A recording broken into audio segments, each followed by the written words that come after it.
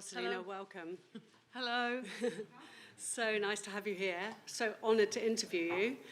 We were talking earlier, because I always have the honour of interviewing you at a little thing we do down in Cornwall every year, and I always like to introduce her as the bastard child of Angela Davis and Lenny Bruce, which I think kind of gives you a little picture of who she is.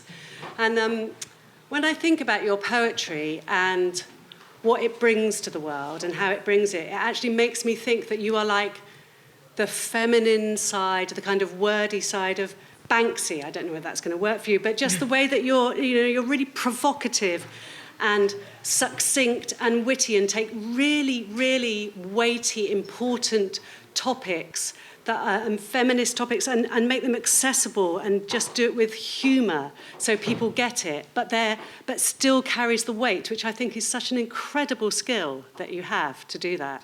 Thank you. I'm going to cry now.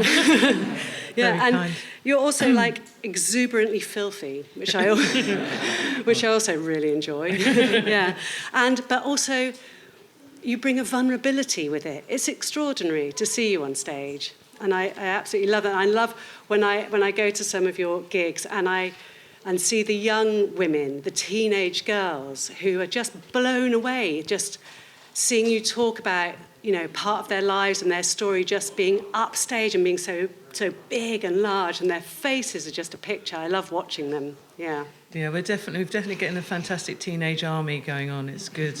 It's good. The children of the future. Whitney was right. Yeah. Yeah. Yeah. So I was going to ask you.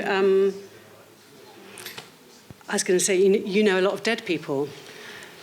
I do. I think we all know a lot of dead people. And one of your projects that you're working on at the moment is Mrs. Death, Mrs. Death. Yeah, I've been working on a project, Mrs. Death, Mrs. Death, for the last 3 years.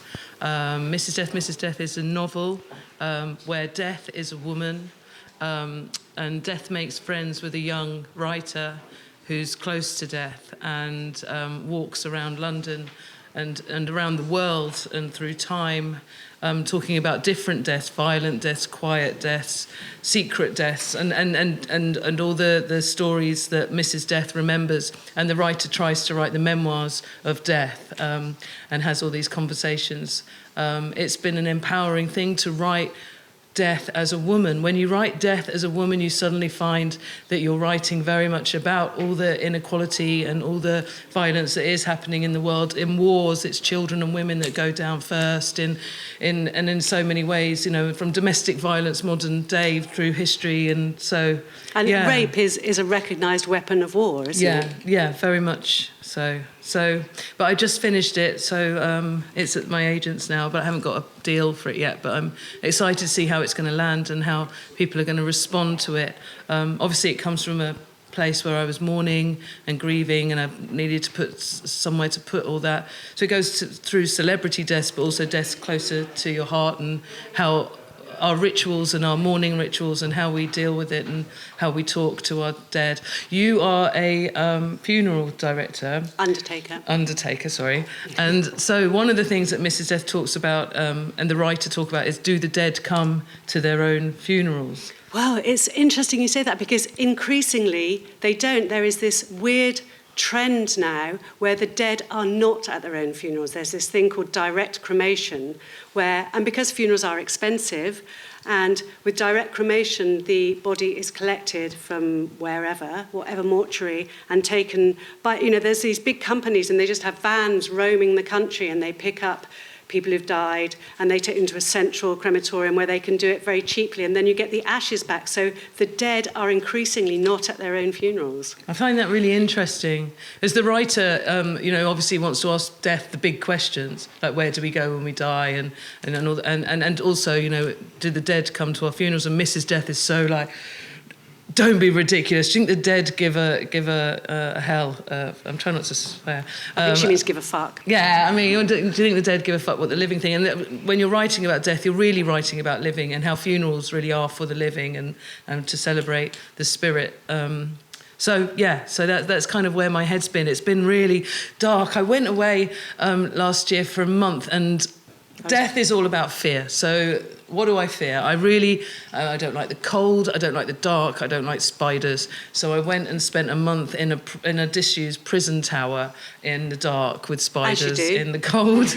And it was terrifying. In Northern Ireland, the great Bill Drummond owns a tower there. Because I was thinking, where does Mrs. Death live? I mean, in the book, she lives amongst us. She's the invisible woman, the woman that works behind the counter at Sainsbury's, the woman in the toilet selling you. You know, she's the backing singer no one bothers to learn the name of. She's like the invisible woman, which is why she's so brilliant at her job, because we don't hear her voice and we don't see women. And she's hardly ever a woman in culture and literature and art, is she? No, I haven't found... I mean, I'm talking about death. I'm not talking about... If you go into sort of different folk stories and stuff, like Nordic stories and Indian, like you have the Kali, the destructive goddess. These are goddesses, they're destroyers and goddesses, but they're not actually the boss of death. And when I'm talking about the Grim Reaper, and one of the lines in the book is, one of my greatest tricks was making you think it was a man in a, with the sickle and everything. So that's what I've been doing on my own in a little dark prison. Hello, I'm back. And did that change your writing practice, being in that tower for 4 weeks on your own? Well, like to be uncomfortable, and to be uncomfortable with some truths, all that silence, being alone in my own head, and being alone with my own thoughts and my own mourning and grieving and my fear, because it felt so haunted. So there was sort of like, who else? You know, when you sit in a dungeon, the first thing you're going to think is, who's been here before, who's died in here, isn't it? And it's like the walls kind of vibrate with the stories, you know, if walls could talk. So, yeah, it was a thing. I wouldn't do it twice, but I did it once. Okay. Yeah, it was great. It's not just a novel, is it? It's also music. Yeah, and poetry too. That I decided that Death would be a poet and Death would write songs. So some of the chapters I've illustrated with music. I'm hoping one day to make that into an album. And it's been really interesting, like what kind of songs would she sing? And so they're very haunting. It's very different from the kind of music I've written before, which has always been very, very ska and oi oi and Ian Dury and the Blockheads. So it's a completely different kind of more sort of it's music. It's very, very filmic, beautiful. Kind of, yeah. And of course, I'm trying to sing as Death, so I'm singing in this sort of scary voice. Ah! No, not quite, but yeah. So is there going to be an album as well? Well, we hope so one day. I'm weirdly out of character. I'm really patient with this work, so I'm not rushing it. I'm not pushing it. I'm just letting it come to as it happens. I spent last year being followed by the BBC, and Radio 4 made a documentary of the work in progress. So I was kind of making this audio diary for the documentary whilst writing it, whilst making songs. And all of these ways of working the work then came back into the writing. So the writing was informed by the songwriting, which would then go back into the book, which would then go into an observation for the documentary. So it came from all different kinds of ways of talking about death. The language of death is so interesting. The words we use, passed away and things like that. And it was like, say what you mean, what happened. They didn't pass away, they died, dead, gone. Say it. There's like a bravery in that and a courage to not dress it up with flowers and egg sandwiches on paper plates. Yeah, even when Lemmy died, in the papers they're like, oh, Lemmy's passed away. It's like, I don't think so. I think he died. Yeah. So poetry and protest is what I've got written down here. I've seen you at the Extinction Rebellion stuff. That looked incredible. What was that like? Whoa, it's fantastic. Where do I start with? Well, something that I keep saying is I feel like the world is mourning. I feel like we're going through change. Change feels like death. It feels like mourning. But really, we're just going through changes. We've got to change the way we are living if we're going to change the way we are dying. And Extinction Rebellion, to me, is all about that. I'm not really up for getting arrested. I'm scared of being arrested, although I just spent a month in a prison cell. That's completely different to being, I'm aware that I'm a brown working class woman, and to be arrested is terrifying. So I wasn't up for that kind of protest, but I am completely happy and honoured to be asked to do poetry for the cause and raise awareness that way. And Extinction Rebellion is very much about that. That morning, you know, the last super tusker elephant died. Why wasn't more fuss made about that? That's an incredible, majestic, gentle animal, and there was nothing. No one saying anything. And you know, and all the other animals and the very last one. And, yes, yeah, this matriarch super tusker elephant. I was so sad. Yeah, so. Yeah, so to sort of write, so then that kind of goes in with where I've been with kind of writing about grieving and mourning and the way we, you know, honour life and death and, yeah, so... But how was it? Extinction Rebellion, it was amazing. London was amazing for 2 weeks. It was completely shut down. It was like walking around a festival, and the bridge was just all people playing music and just non-violent, peaceful, everyone from all walks of life. It was a glorious thing. And of course, O2 emissions and pollution was down because there was no vehicles. And just walking in the middle of the road around Parliament, around Big Ben and everything, there's like no cars. It was a freedom, it was beautiful, it was a vision. It gave you a taste of what it would be like if we just all backed that instead of babbling on about Brexit. Yeah. Yeah. So we were talking, or you were talking to me the other day about how it seems to be is like on one side we have art, science, literature and music, and then on the other side we have the bankers.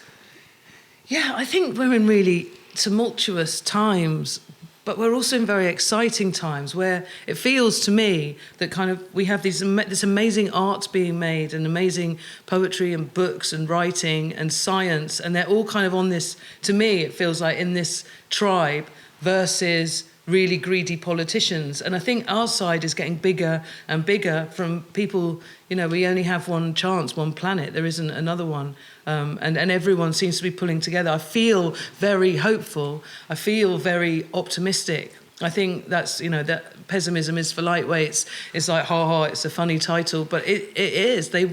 I feel like they want you to feel powerless. They want you to feel like there's no point, and we've gone too far, and what does recycling do now? And you see, and it's like, well, if you think like that, we're not going to get anywhere. So to be vigilant and to care, it's weird how caring got unfashionable. Caring is coming back on trend as far as I'm concerned. Giving a shit is really, really cool, man. And not giving a shit looks really ugly, and it looks like, you know, yeah. So I think, yeah, caring. I went to see the great John Higgs speak in Brighton the other day, and he was saying there's actually been tests that teenagers feel more and have more empathy and then you lose that as you become an adult. Makes sense, right? Because I remember being a teenager in the 80s and doing my GCSE art project and spending weeks, I'm rubbish at painting, and spending weeks doing this massive mushroom cloud with Reagan and Thatcher's face in the mushroom cloud. And my art teacher, who I really loved, going, why are you doing that? And I'm like, the planet, an ozone layer. And I remember banging on about that then. I remember how unfashionable it was. I remember how I was shushed. Believe me, I know my 15-year-old self would have loved Greta Thunberg and followed her and marched and done the school strike. Hell yeah. So that's why I'm supporting it now, even though I'm not a teenager. I'm like, hell yeah, like, let's follow the kids, because at the end of the day, it's their future and it's their world. Yeah. Can I get an amen? So John Higgs was sitting here yesterday at lunchtime. I love him, he's brilliant. And he actually said the words, Salena Godden is my hero. Oh, he's my hero. Just thought I'd pass that on. Oh, thank you. So you have been a poet for a long time. I haven't done another different job. It's all I've ever done. Hold on. I saw you in a band at Port Eliot back in the day. Yeah, but that wasn't my job. Yeah. Fair. It was a hobby. Yeah. Well, no, I mean, making. I mean, I've had one job. In 1990, I travelled from Hastings to London and walked around all the theatres, knocking on all the backstage doors. I didn't go to university. I refused to go because I thought it's where squares went, and I wasn't having any of that. And really arrogant sort of 17, 18-year-olds, and I got a job working backstage at Miss Saigon whilst I did that. Now, that was a great job for a young poet because, you've got all your days free to explore the city and everything, and then you just work from 6 till 10 every evening, and it's good money. If any teenagers want to run away to London Theatre, go to the theatres and work backstage there. It's great. And then meanwhile, writing, so all the publishers and record companies that were putting out the music I loved, like Acid Jazz Records, and in the end they gave me a job working there. So that was a job I had sort of early 90s for about 3 years. But then I went to Woodstock and took a hell of a lot of acid and came back and decided I was a poet. Hello. Still flying. So you've been touring as a poet. As a very young woman. Yeah, since 1994 was when I did my first gig, and I haven't, and then that led to another gig, and then it just sort of kept going. In those days, I just used to make my own chapbooks and just self-publish them and just sell them for like £1 at every gig for cider money, sort of thing. Yeah. Punk. Yeah, proper. Yeah. And stapled. They're all like stapled and kind of collage and cut and paste and nice. Yeah. Oh God, they must be worth something now. Yeah, if anyone's got them. I don't know. I've got a copy. Have a look on eBay. I bet there's some up on eBay. Okay, let's all do that. They were called Saline Trips. Saline Trips. My name in the 90s was Salena Saliva, by the way. That was my full stage name in the 90s was Salena Saliva, Gloopy Godiva, God bless, goddamn Godden. That's what I wanted my poetry name to be. But in the end, it got shortened to Salena Saliva. Yeah, got a lot of gob. Yeah. You'd have to be like Tanita Tikaram, who used to fine any venues who spelled her name wrong outside, because that would be a thing, wouldn't it? Yeah, it really would.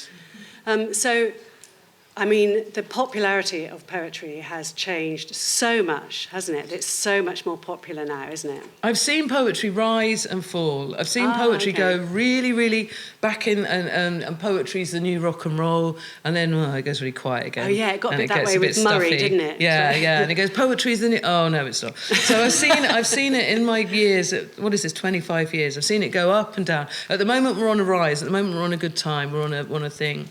But I feel that I strongly feel that's very much to do with the political climate we're in, and numbers of people attending poetry audiences, a number of people buying poetry is completely spiked, and I think that's because the poets are saying what the people are thinking and what the people are feeling, and people want to go into a room and do that and go, hey, I'm cross too. Yes, and so that I think, or I love to, or I care to. So I think that's got a lot to do with it. Poetry is on the rise, but also poverty is on the rise, and truth is on the rise, and love is on the rise. And people seeking authenticity is on the rise. It's not just poetry, it's on the rise. I think art is on the rise. I think trying to listen to scientists and understand what's actually going on and reading more and sharing the good news, trying to find positive news stories is on the rise. Because we're sick of retweeting Trump and saying, oh my God, can you believe he said that? It's like we're over that now. We're now just like, but what is the truth, and how are we going to change this, and how are we going to heal, and how are we going to grow is on the rise. And right-wing governments do make for good underground art, don't they? Or counterculture art, don't they? We were talking about that, weren't we? We were saying in Thatcher's day, it created a lot of punk and sort of anti-Thatcher music. And I think that's going on very strongly now. Yes. Yeah, and the other thing that happened then, I think, is that, and this is what the Tories so miss, is that the Dole was such a great place to nurture creativity. We all, had so many mates who were in bands and on the Dole, and that's where they learnt their craft. That's where the artists, they just had the space to become artists in whatever way. Yeah, I don't know if they have the Dole anymore, but they kind of changed. No, not in that way. There's no Dole anymore. They're also closing the libraries and pubs, turning the pubs into. So it's actually getting smaller and smaller. The places where you can speak, the places where you can perform, where you can share, where you can meet others that feel passionately about change or just feel passionately about music and poetry. They're shrinking the places where people can meet. So. Not surprising, the internet is like a blessing in that sense, because it's a place where people can share their music and art and ideas. So touring as a woman poet, what is the difference now from back in the day? It's changed a lot. Obviously I've changed. Because I used to be like the young gobby one. And that's changed? Yeah. I'm shy now. No, I mean, I used to be like the young sort of sprightly little naughty one, and now I'm kind of the mama, like the older, kind of the guide, kind of like the elder. So do the young poets look up to you and come to you for advice? Yeah, they call it House of Godden, a bit like like a kind of drag queen house. I've got like House of Godden, and these fantastic. There's so much talent out there, and marginalised poets and underground poets and working class poets, and they're writing some fantastic work. I'm so inspired by these 17, 18-year-olds that I've been drinking rum with and just having the best time doing poetry with and doing gigs with. I take them all, they call them the Live Wire Poets, and I take them all to Byline Festival every summer. For some of them, it's their first gig or at least their first festival, and we just have the best time. And Byline Festival is the first festival that is all about freedom of speech and celebrating freedom of the press, and it has an amazing lineup if any of you want to come. It's in August. When and where is that then? It's in August, and it's near Brighton and in Sussex. And the lineup's incredible of whistleblowers and journalists and poets and speakers and warriors, and it's just fantastic vibe. So I kind of am more interested in festivals like this one, where it's not just about £10 for a crumpet, like some festivals near here. But there is a time in the morning when it's so worth it, isn't there? It's just like I'd give you 20 actually. Yeah. But there's festivals where you're kind of massaging your brain and your soul, as well as drinking amazing cocktails and gin, but not people eating £100 lobsters and not buying books like some festivals near here. Yeah, we're over that one, aren't we? Yeah, we're over that one. How do you feel about doing a poem? Oh, would you like me to do a poem? Yeah. Oh, okay. Let me see. Have you got one that you would like to pick, or should we let people pick one? Oh, that would be dangerous. Okay, we'll let you pick it. Okay, let me see. I've got some...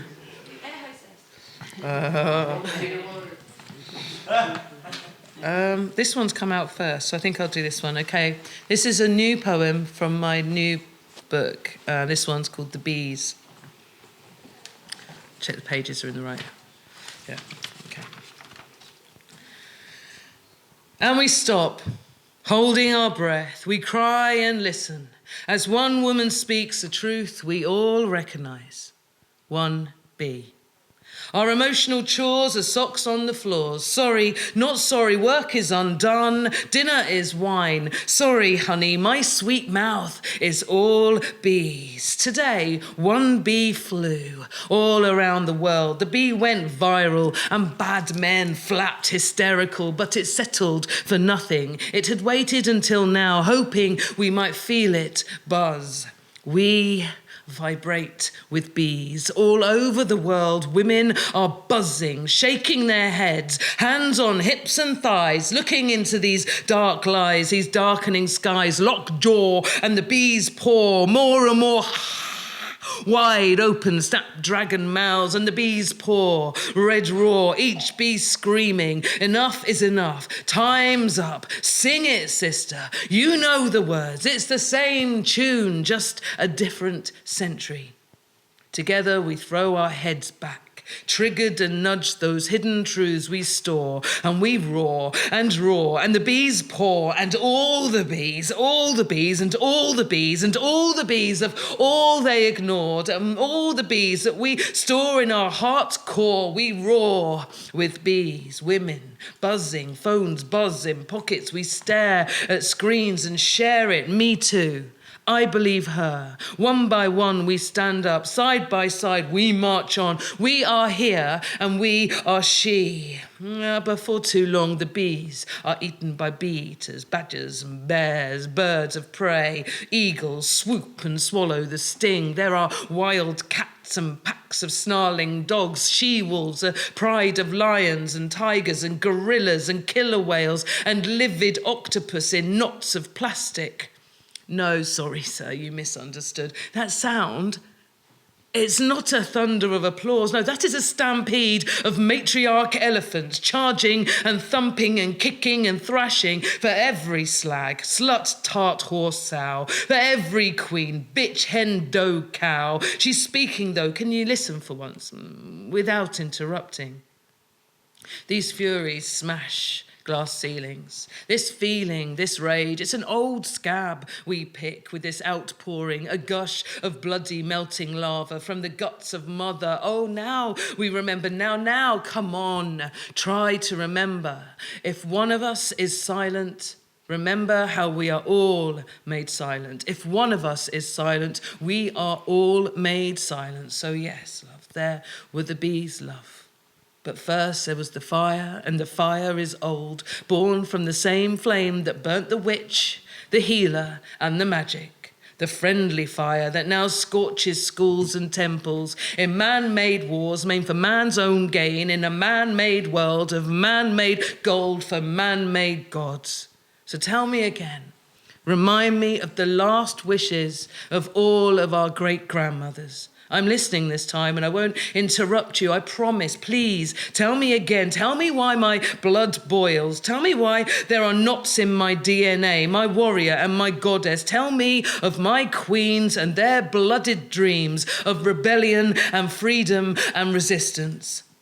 See, says the honeybee, see, maybe it was never really about where you are from on a man-made map in a man-made world, but who you are from, who we are all from, the mother we all come from, the first bee, the first mother, how it started one day with one bee, reminding us of stolen honey and all those hours of labour.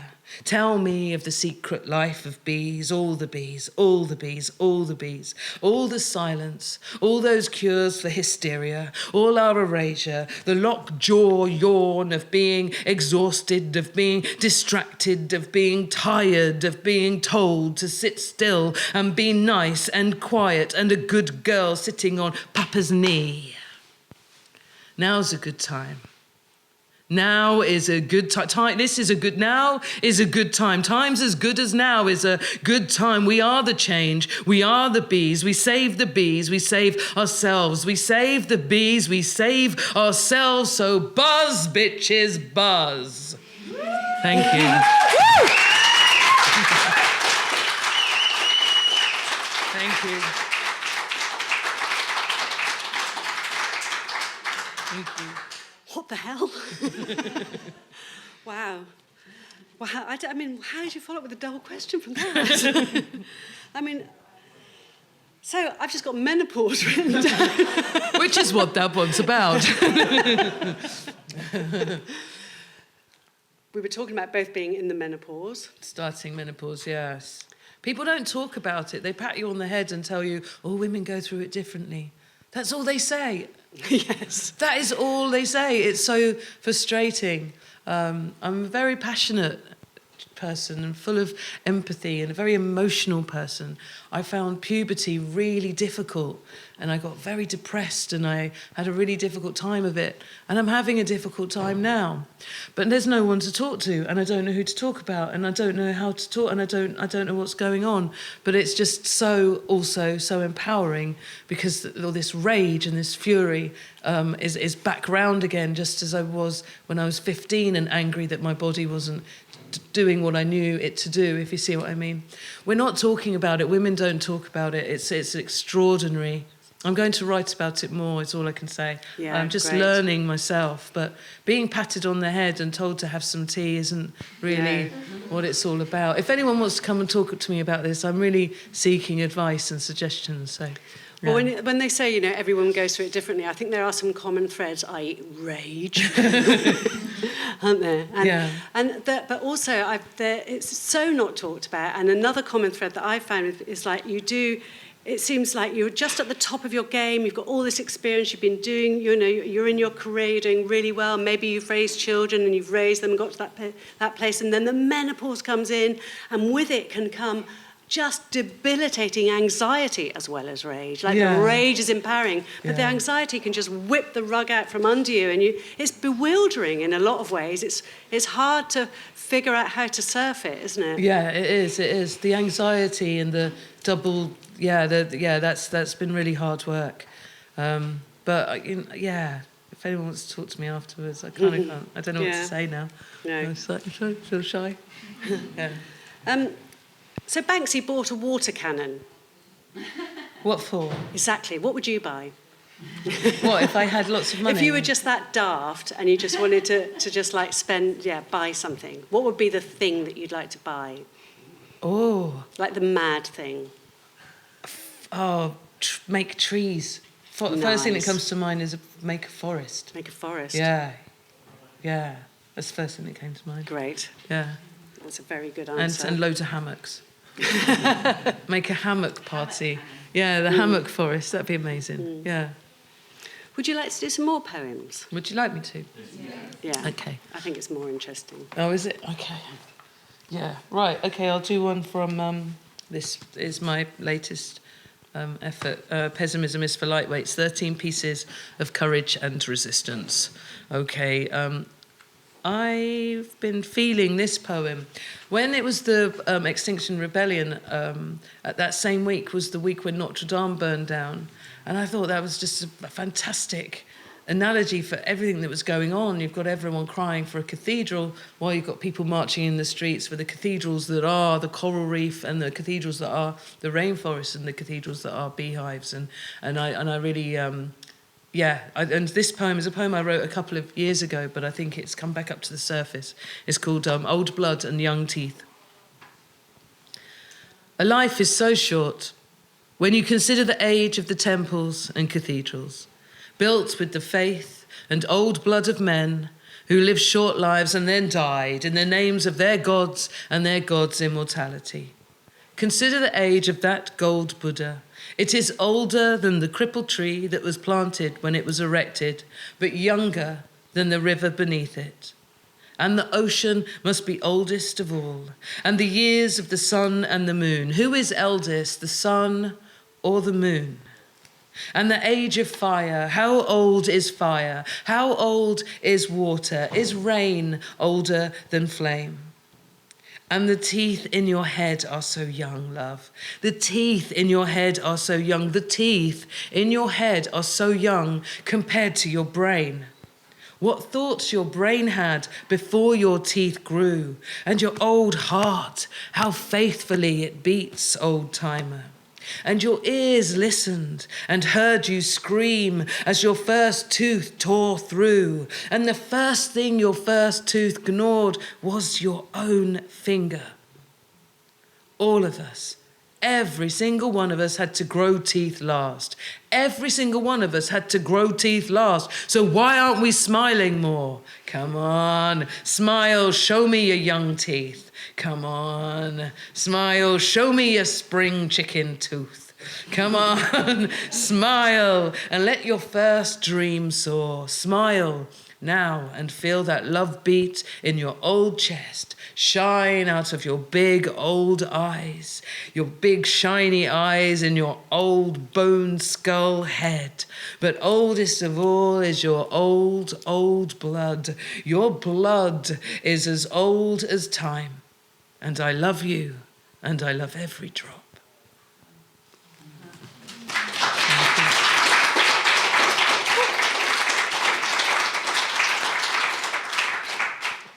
Thank you. So when you do gigs and people shout out for poems, Yeah. does that annoy you? No, it doesn't annoy me at all. It's very brilliant that someone knows a poem that I did once, yeah.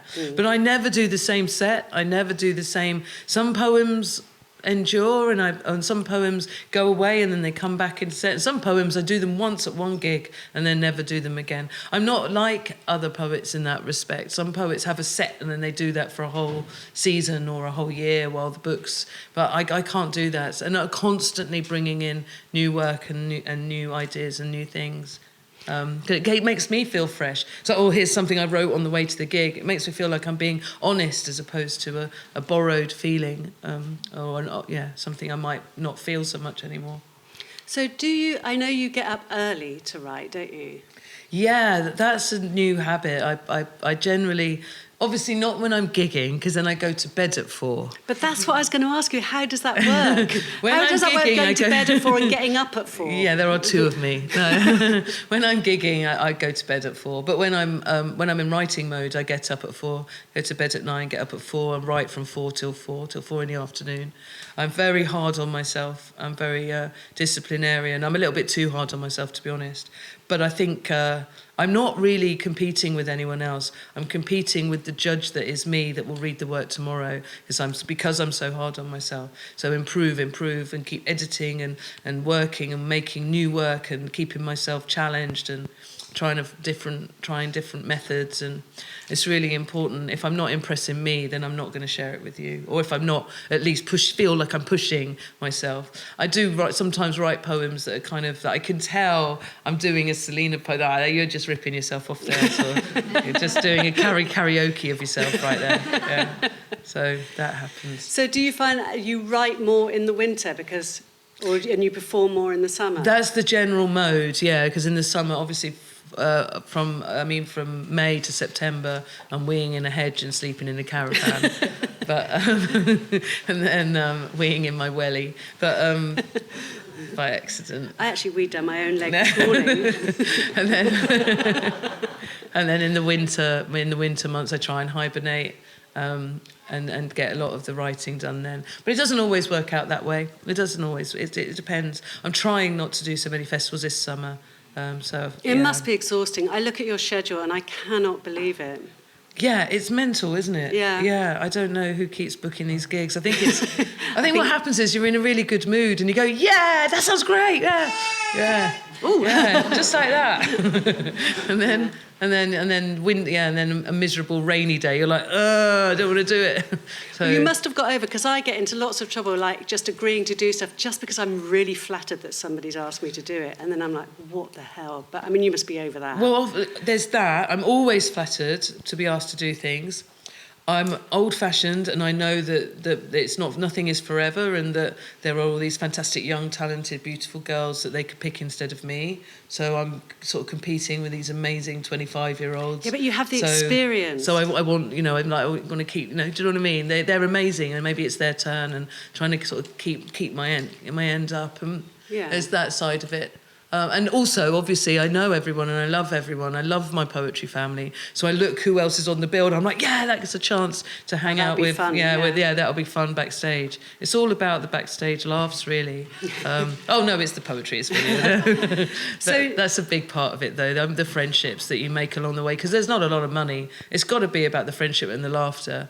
Otherwise, why would you do it, right? Yeah. So you get paid for gigs? Yeah.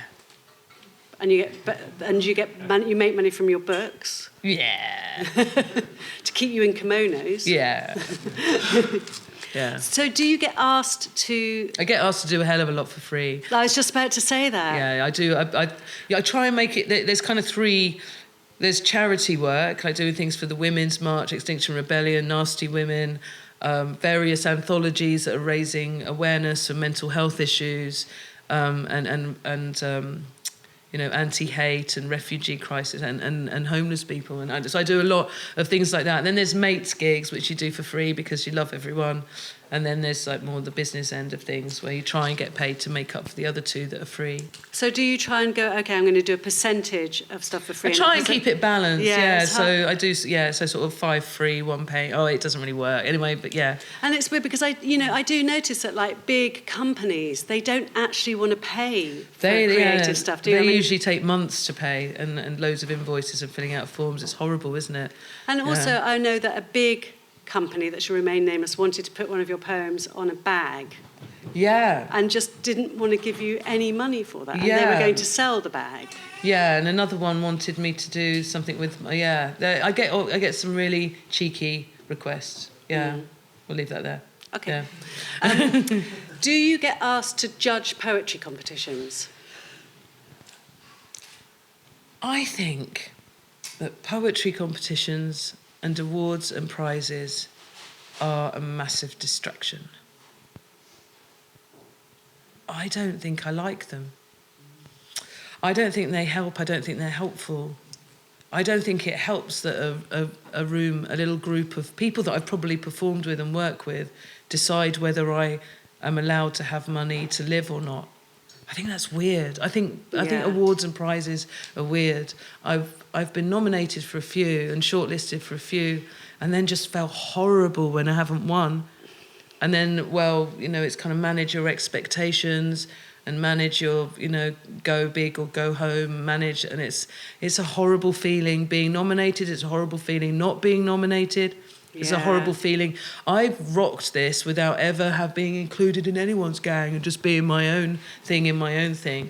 So it feels a little rebel bit of me that feels like I'm scrabbling for validation from some people that I don't even need validation for, because I validate myself, surely. So I'm a bit dubious about awards and prizes and things like that. I've just been rejected for another thing, and the emotion, like I said, I wear my heart on my sleeve. I'm very thin-skinned, and it just made me feel really sad for a day. And it's like, oh, that's no good, is it?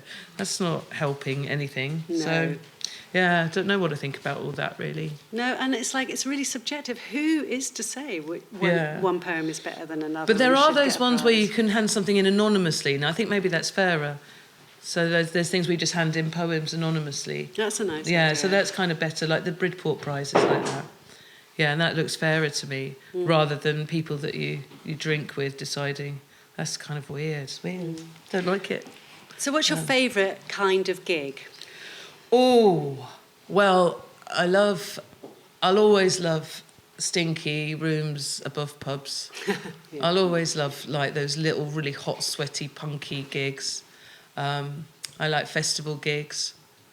Yeah. I think I like the wilder, drunker gigs more than the ones where you've got to sit nicely at the South Bank and you know, and be on your best behaviour and have a tummy ache. Hello. Yeah, those ones are hard to work, I think. But I love performing, and I feel very lucky to do this job. I like my job. It's good. Yeah, and just you just never know what's around the corner or what you're doing next, and you know, and you just keep pushing and creating and dreaming, and and trying to be a good player in the game, because it is a game. Yeah. So, one of your poems from way, way back, "The Good Cock." Yes. You married him. You married him, didn't you? Yeah. Reader, I married the good cock. Why are you bringing that up? I don't know, I've just got the good cock. He's amazing, and he has a very good cock. And I said to Andy, should I mention that? He went, if that was me, I'd just want it mentioned all the time. So I was like, okay, I'll do it.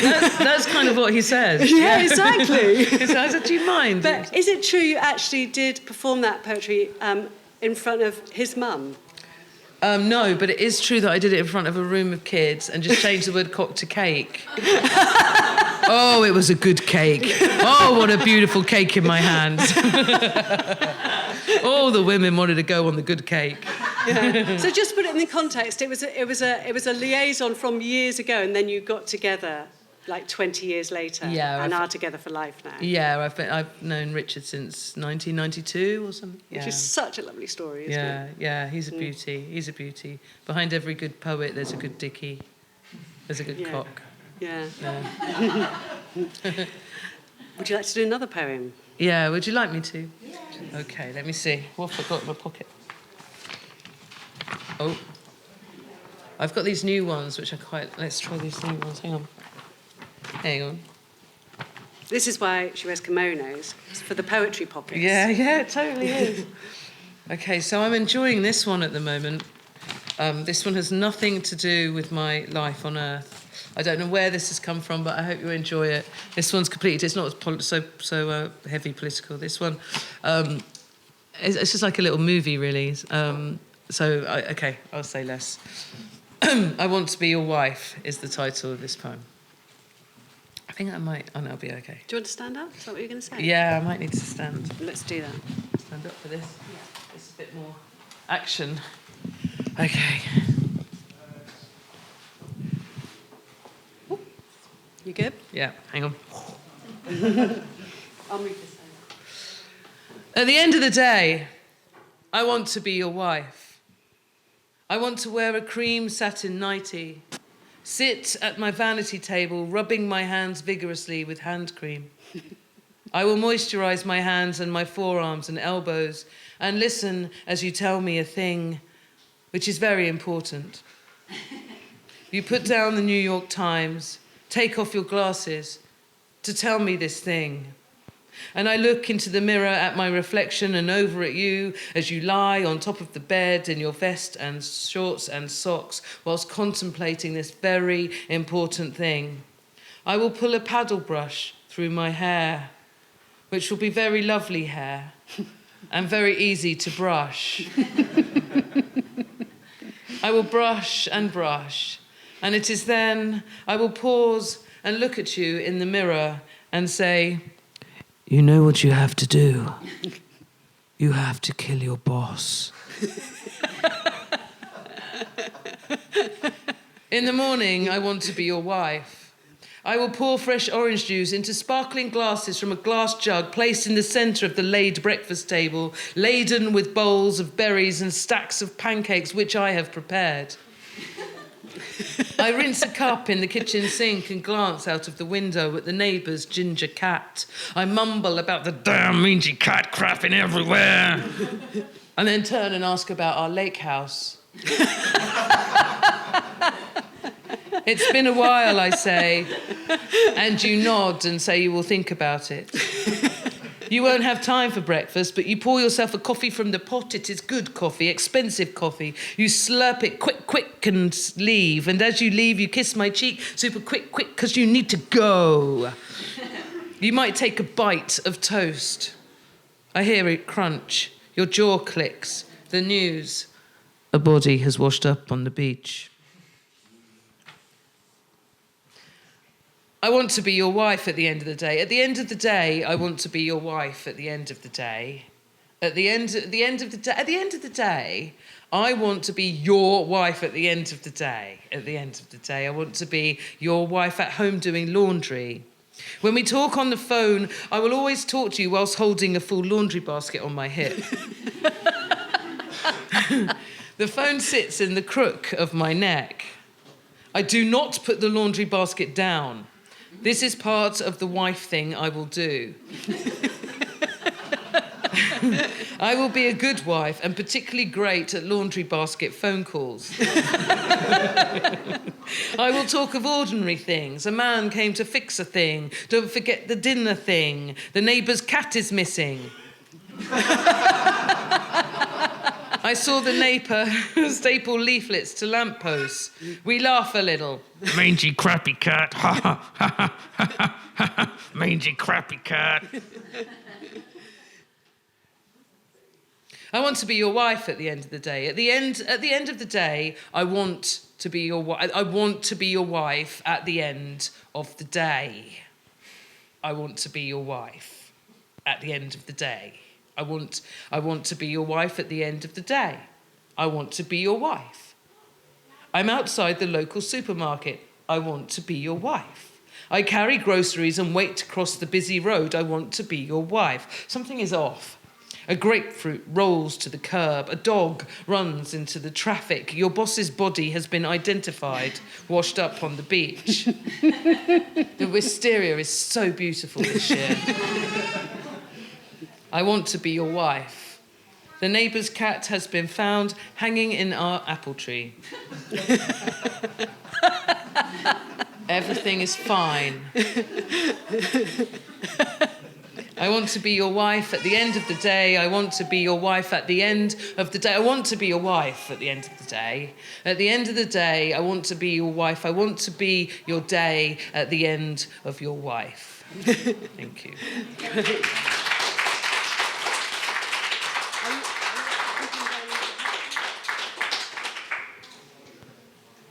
Yeah, do you want me to? I think you're up there and I think it's great. So Should we keep going with poems, yeah? Okay, here's one for the ladies. Just a quick one. The nurse isn't fussed if you haven't had a trim. She's looking at your cervix, not your lovely hairy quim. The nurse don't care if it's jungle or fluff. It's about saving lives, not a nice, neat muff. So, I don't know why I did it. I panicked, and it's weird. Like a Snapchat millennial, I removed my lady beard. Over-trimming, overthinking, and worrying about the sitch. When my bush grows back, it's really gonna itch. But the nurse don't care if you haven't had a shave. She's looking at your cervix and more lives to save. Go and do your appointments. That's what that is. Thank you.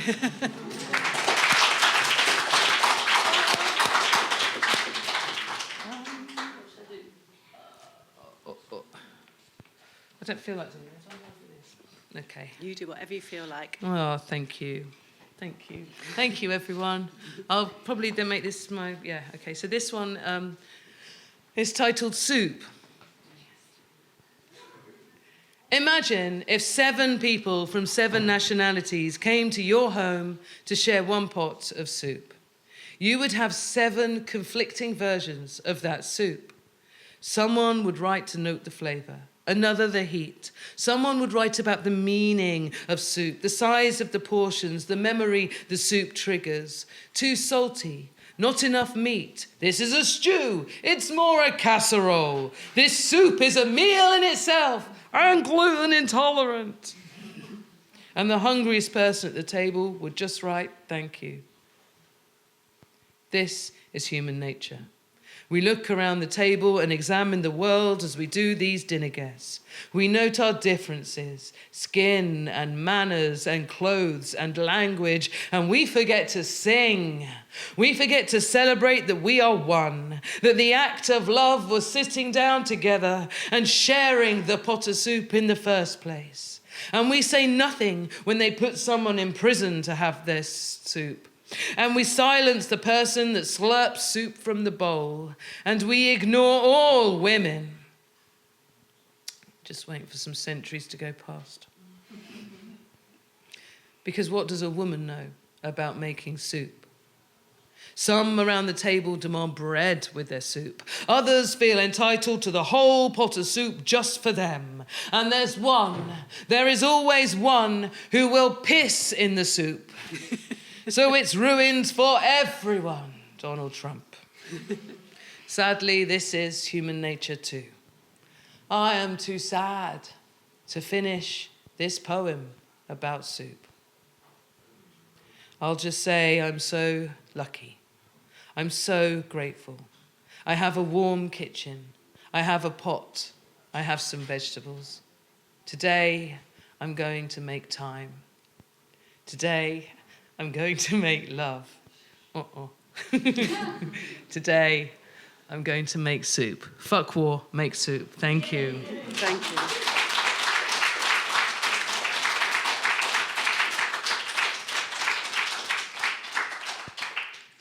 I've probably only got time for one more. How are we doing? Okay, I'll leave you with the title poem, Pessimism Is for Lightweights, because pessimism is for lightweights. It is. Don't be a lightweight. Optimism up. Think of those that marched this road before and those that will march here in years to come. The road in shadow, the road in sun, the road before us and the road all done. History is watching us, and what will we become? This road is all flags and milestones, immigrant blood and sweat and tears, built this city, built this country, made this road last all these years. This road is made of protest and those not permitted to vote and those that are still fighting to speak with a boot stamping on their throat. There is a power and strength in optimism to have faith and to stay true to you, because if you can look in the mirror and have belief and promise you will share wonder in living things, beauty, dreams, books, art, love your neighbour and be kind and have an open heart, well then you're already winning at living. You speak up, you show up and you stand tall. It's silence that is complicit. It's apathy that hurts us all. Pessimism is for lightweights. There is no straight white line. It's the bumps and the curves and the obstacles that make this road yours and mine. Pessimism is for lightweights, and this road was never easy or straight. But I know living is all about living alive and lively, and love will conquer hate. Thank you.